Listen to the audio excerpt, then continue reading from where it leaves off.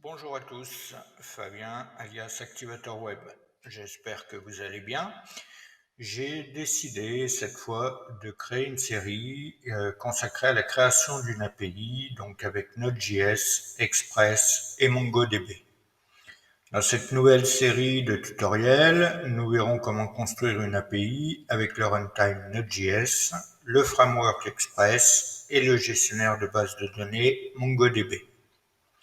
Alors, comme toujours, rendons à César ce qui appartient à César. Le projet que nous allons réaliser tout au long de cette série est inspiré d'un projet que j'ai dû réaliser lors de ma formation de développeur web chez Open Classroom. Et j'ai créé cette série en relisant l'excellent cours de William Alexander sur le développement d'un projet full stack en codant la partie back-end d'un projet. L'application front-end que nous utiliserons lors de cette série tutoriel est une adaptation de l'application front-end Hot-Takes du même William Alexander. Alors pour créer notre API, j'utiliserai donc Node.js, Express et MongoDB. Mais avant de se lancer dans le code, je veux juste rappeler ici ce qu'est une API, ce qu'est Node.js, ce qu'est Express et ce qu'est MongoDB. Une API signifie Application Programming Interface, ou en français, interface de programmation applicative.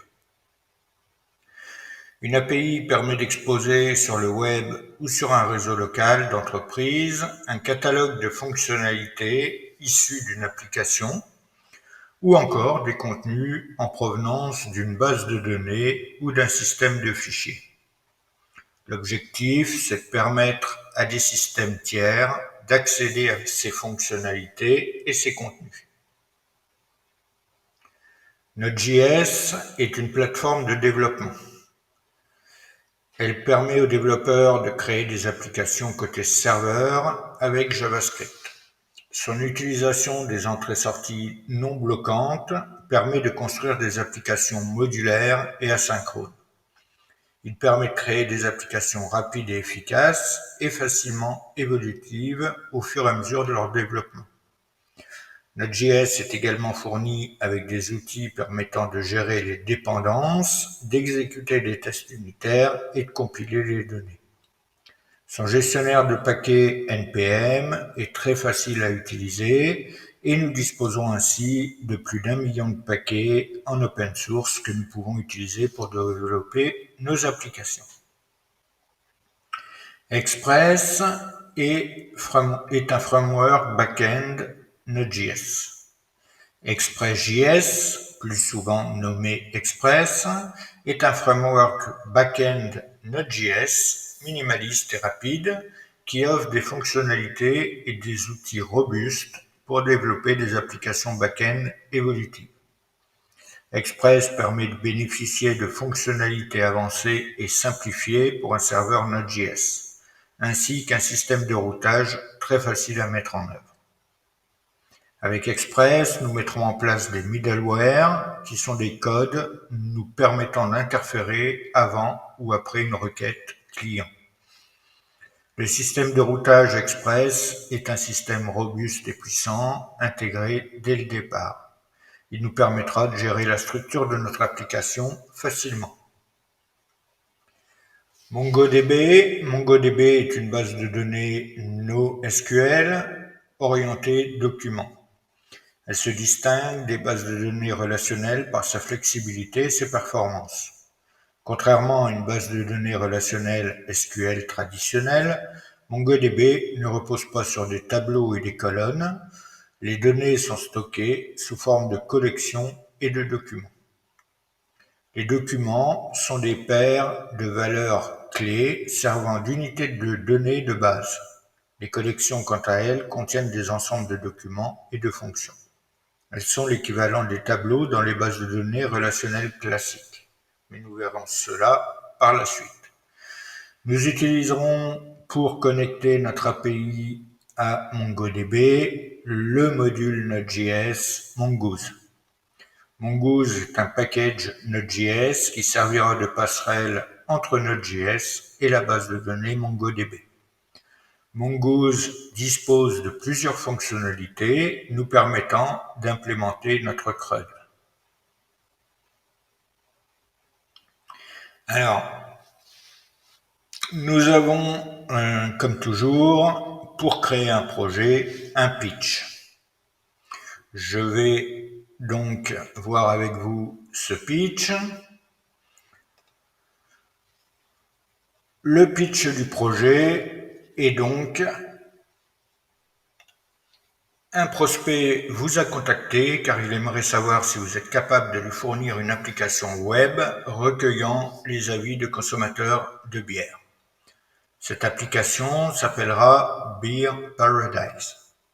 Si à terme cette application deviendra peut-être une boutique en ligne, cette première version sera une application d'évaluation. Cette version sera une exposition de bières permettant aux utilisateurs d'ajouter leur bière préférée et de liker ou disliker les bières que d'autres partagent. Le front-end de l'application a été développé à l'aide d'Angular et a été précompilé après des tests internes. Mais Beer Paradise a besoin d'un développeur back-end pour construire l'API. Vous décidez de répondre favorablement à cette demande. Suite à cela, Beer Paradise vous envoie les spécifications techniques et fonctionnelles suivantes.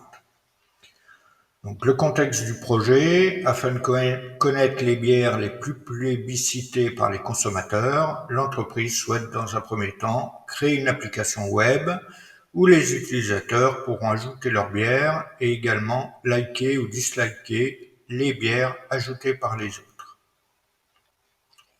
La spécification de l'API: j'ai pour cela réalisé un tableau. Nous avons donc, en spécification d'API, nous avons les routes à créer avec les points d'accès. Nous voyons que dans les corps de requête, nous voyons les données à passer dans le corps de requête. Donc, nous avons la route post avec le point d'accès ou point de terminaison, le endpoint, qui sera /API/auth/signup. Dans le corps de la requête, nous devrons avoir envoyé un email qui sera une string, donc une chaîne de caractères, et un password qui sera aussi une chaîne de caractères. Le type de réponse attendu sera un message de type string. Ici, nous avons la fonction qui nous dit que lâchage du mot de passe utilisateur et ajout de l'utilisateur à la base de données. Nous devrons donc créer une fonction capable de hacher le mot de passe utilisateur. Mais nous verrons tout cela en développant notre API. Nous avons ensuite une autre route post pour le login de l'application, donc pour la connexion. Nous avons également l'email, le password, et nous recevrons un user ID et un token. Il vérifiera les informations d'identification de l'utilisateur et il renverra l'ID de l'utilisateur depuis la base de données et un token web JSON signé. Nous avons ensuite une requête de type GET qui nous enverra vers le endpoint /API/beers. Ici, nous n'avons pas de corps de requête. Nous recevrons un tableau des bières, donc il renverra un tableau de toutes les bières présentes en base de données. Une autre route GET avec en paramètre l'ID nous renverra une simple bière, c'est-à-dire la bière spécifique avec l'ID demandé. L'ID passé en paramètre ici. Nous avons ensuite une autre route post qui sera /API/beers. Ici, nous aurons un objet beer qui sera une chaîne de caractères et une image de type file. Le message renvoyé sera une chaîne de caractères. La fonction, elle capture et enregistre l'image, analyse la bière transformée en chaîne de caractères et l'enregistre dans la base de données en définissant correctement son champ image URL, initialise les likes et dislikes de la bière à 0 et les user liked et user disliked avec des tableaux vides. Nous avons ensuite une route put qui renverra vers le endpoint /API/beer/ID. Nous passerons l'email et le password en corps de requête. J'ai peur de m'être trompé. Non, c'est ça. Le type de réponse attendue sera soit la bière est de type JSON ou soit la bière est de type objet. La fonction donc met à jour la bière avec l'ID fourni. Si une image est téléchargée, elle est capturée et l'image URL de la bière est mise à jour. Si aucun fichier n'est fourni, les informations sur la bière se trouvent directement dans le corps de la requête. Nous aurons ensuite une route delete avec là encore le endpoint en paramètre l'ID passé dans le endpoint. Nous recevrons un message de type string et la fonction est de supprimer la bière avec l'ID fourni.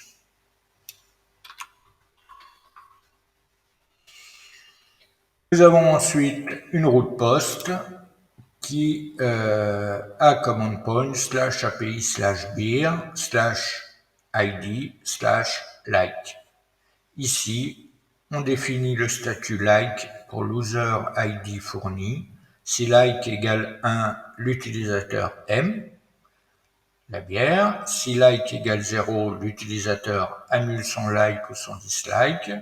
Si like égale -1, l'utilisateur n'aime pas, donc il dislike la bière. L'ID de l'utilisateur doit être ajouté ou retiré du tableau approprié. Cela permet de garder une trace de leurs préférences et les empêche de liker ou de ne pas disliker la même bière plusieurs fois. Un utilisateur ne peut avoir qu'une seule valeur pour chaque bière. Le nombre total de likes et de dislikes est mis à jour à chaque nouvelle notation. Alors bien entendu, nous verrons tout cela au fur et à mesure du développement et nous prendrons en compte ces spécifications de l'API. Les API erreurs, les erreurs éventuelles doivent être envoyées telles qu'elles sont produites, sans modification ni ajout. Si nécessaire, nous utiliserons une nouvelle erreur. L'API route, toutes les routes beer pour les bières doivent disposer d'une autorisation. Le token est envoyé par le front-end avec l'entête d'autorisation beer suivi du token. Avant que l'utilisateur puisse apporter des modifications à la route bière, le code doit vérifier si l'user ID actuel correspond à l'user ID de la bière. Si l'user ID ne correspond pas, renvoyer un code d'erreur adéquat. Cela permet de s'assurer que seul le propriétaire, que nous nommerons manufactureur, de la bière, peut apporter des modifications à celle-ci. En effet, seul le créateur de la bière pourra modifier ou supprimer la bière en question. Nous avons ensuite des modèles de données. Donc, les modèles de données pour les bières contiendront un champ user ID qui sera de type string, l'identifiant MongoDB unique de l'utilisateur qui a créé la bière. Nous avons ensuite un champ name qui sera de type string, qui sera le nom de la bière. Le manufactureur, lui aussi de type string, sera celui qui a posté la bière. La description sera la description de la bière. Le main ingredient sera le principal ingrédient de la bière. Nous avons ensuite un champ image URL, qui sera là aussi une string, qui sera l'URL de l'image de la bière téléchargée par l'utilisateur. Nous aurons ensuite un champ degree, qui sera de type number, qui sera un nombre compris entre 1 et 10, décrivant le degré d'alcool de la bière. Nous avons ensuite un champ like, qui sera de type number, qui sera le nombre d'utilisateurs qui aiment la bière. Le dislike, qui sera de type également number, et de la même manière sera le nombre d'utilisateurs qui n'aiment pas. Nous avons ensuite un champ user liked, qui sera un tableau qui contiendra une chaîne de caractères qui sera user ID. Ce sera en fait le tableau des identifiants des utilisateurs qui ont aimé la bière. Et de la même manière, les users disliked, qui sera là aussi un tableau contenant une string user ID, qui sera un tableau des identifiants des utilisateurs qui n'ont pas aimé la bière. Nous avons ensuite un modèle de données pour les utilisateurs qui ici comprend deux champs, un email qui est de type string, ce sera l'adresse email de l'utilisateur et bien évidemment elle doit être unique. Un seul utilisateur pourra s'inscrire avec son email.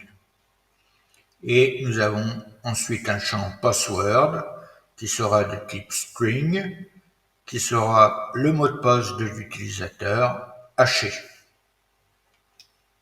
Les exigences de sécurité, donc le mot de passe de l'utilisateur doit être haché, nous verrons cela. L'authentification doit être renforcée sur toutes les routes bières requises. Les adresses électroniques dans la base de données sont uniques et un plugin Mongoose approprié est utilisé pour garantir leur unicité et signaler les erreurs. La sécurité de la base de données MongoDB à partir d'un service tel que MongoDB Atlas ne doit pas empêcher l'application de se lancer sur la machine d'un utilisateur. Un plugin Mongoose doit assurer la remontée des erreurs issues de la base de données. Les versions les plus récentes des logiciels sont utilisées avec des correctifs de sécurité actualisés. Et enfin, le contenu du dossier image ne doit pas être téléchargé sur GitHub. Ensuite, le repository GitHub, vous pouvez, si vous le souhaitez, télécharger ou cloner le projet front-end de l'application Beer Paradise. Tout au long de cette série de tutoriels, nous utiliserons à la fois l'application front-end, mais aussi l'outil Postman pour tester nos fonctionnalités en développement. Je vous donne la marche à suivre en début de tutoriel, ne vous inquiétez pas. Je veux ensuite vous parler des prérequis. Pour suivre ce tutoriel, vous devez avoir les bases en JavaScript et avoir pratiqué ce langage au moins sur une partie front-end. Les outils nécessaires donc seront un éditeur de code. Pour ma part, j'utilise VS Code. C'est un éditeur que j'utiliserai tout au long de cette série de tutoriels. Je vous conseille, si vous ne l'avez pas encore, d'aller sur le blog Activator Web et vous pourrez retrouver l'installation de Visual Studio Code. Dans cet article de blog, je vous explique comment installer Visual Studio Code sur votre machine et également comment le passer en français. Alors, si vous n'avez pas encore d'éditeur de code, n'hésitez pas à suivre l'article de blog que j'ai réalisé. Si vous avez déjà un éditeur de code qui n'est pas Visual Studio Code, libre à vous de l'utiliser. Utilisez l'éditeur de code avec lequel vous êtes le plus à l'aise. Nous aurons également besoin de Node.js et son gestionnaire de package NPM. Bien évidemment, pour construire une API avec Node.js, il faut que Node.js et son gestionnaire de package NPM soient installés sur votre système. Si vous n'avez pas encore installé Node et NPM, j'ai là encore écrit un article de blog sur le sujet qui est l'installation de Node.js et il vous guide pas à pas sur l'installation de Node.js sur votre système. Nous aurons besoin d'Angular. La partie front-end de l'application a été créée et compilée avec Angular. Il faudra donc installer la CLI Angular sur votre système. Mais ne vous inquiétez pas, je vous explique son installation avec NPM en tout début de tutoriel. À noter que j'aurais pu mettre Angular dans les outils facultatifs. En effet, rien ne vous empêche de créer l'API, de la tester avec l'outil Postman, par exemple, et de créer votre propre front-end. Nous aurons besoin également de MongoDB. MongoDB, vous devez,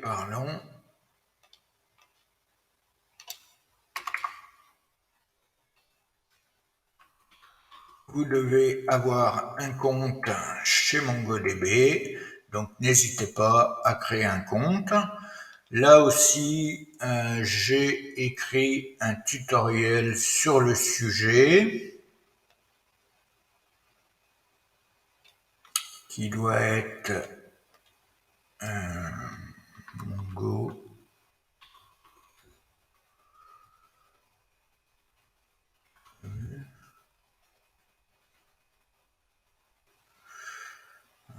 Excusez-moi, on va aller ici. Si je prends base de données, voilà. Vous avez ici la création de la base de données MongoDB et connexion avec une API Node.js et Express. Dans ce tutoriel, je vous explique comment créer un compte chez MongoDB, un compte gratuit évidemment, puisque tout ce que nous utiliserons dans ce tutoriel est complètement gratuit. Alors, si vous suivez ce tutoriel pour créer un compte, vous pouvez suivre, créer un utilisateur de base de données, création d'une base de données,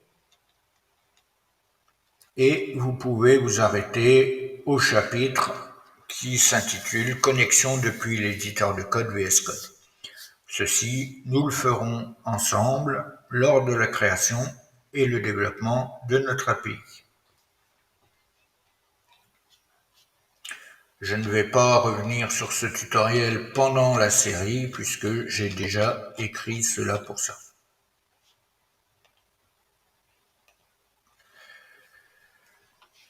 Nous aurons besoin également d'utiliser le terminal et la ligne de commande. Donc tout au long de cette série, nous utiliserons le terminal et sa ligne de commande afin de lancer nos serveurs, d'exécuter des commandes d'installation de package, etc. Donc même si à chaque fois je vous détaillerai la ligne de commande à saisir, il est bien de savoir utiliser un terminal. Là encore, si vous allez sur le blog Activator Web, j'ai créé un tutoriel qui s'appelle « Utiliser la ligne de commande dans un terminal ». N'hésitez pas à suivre ce tutoriel si vous n'êtes pas à l'aise avec la manipulation de la ligne de commande dans le terminal. Je vous explique également comment installer Git Bash dans cet article concernant la ligne de commande et l'utilisation du terminal. Nous aurons ensuite des outils, disons, facultatifs pour pouvoir réaliser le projet de la série. Donc, je vous parlais de Git. Si vous souhaitez versionner le projet tout au long de son développement, Un compte GitHub avec un repository dédié sera nécessaire. Il vous faudra également avoir installé Git sur votre système. Nous aurons également Postman qui nous permettra de tester notre application et les routes de l'API tout au long du développement du projet. Nous pourrons tester avec notre front-end, mais également avec Postman. Il n'est pas obligatoire, mais sachez qu'une API dispose en principe de sa documentation, et dans ce cas, Postman vous sera d'une grande aide. La documentation de l'API ne sera pas réalisée lors de cette série, mais elle donnera lieu à un tutoriel spécifique par la suite. Nous avons déjà beaucoup de choses à faire pour créer notre API.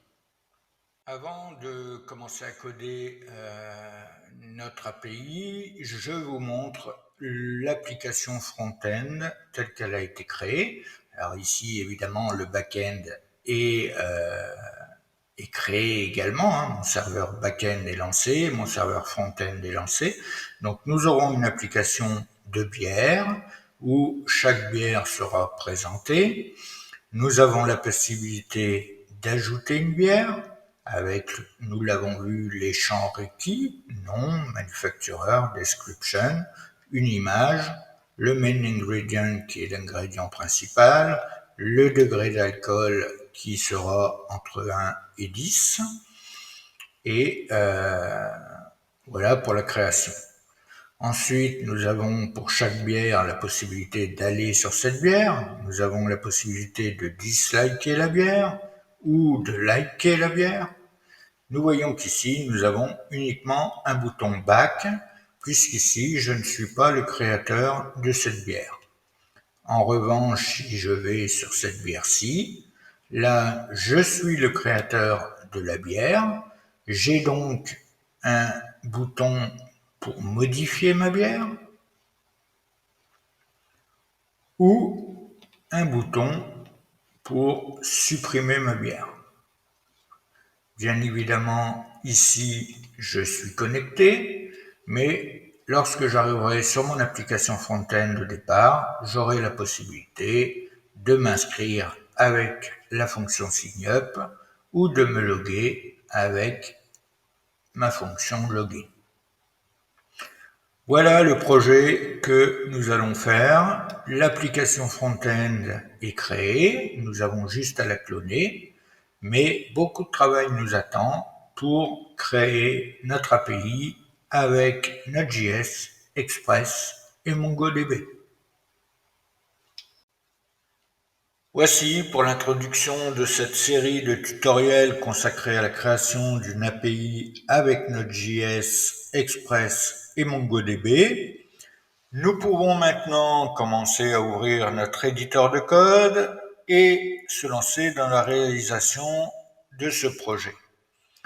Alors, si vous êtes prêt à apprendre à construire une API REST avec Node.js, Express et MongoDB, à créer un serveur web simple avec Express, à mettre en place un système d'authentification sécurisé, à gérer des fichiers utilisateurs, à implémenter un CRUD complet, bref, beaucoup de travail et beaucoup de connaissances à acquérir tout au long de cette série de tutoriels, eh bien, suivez-moi dans la prochaine vidéo. Je vous donne rendez-vous. À tout de suite. En attendant, prenez soin de vous et surtout, restez curieux.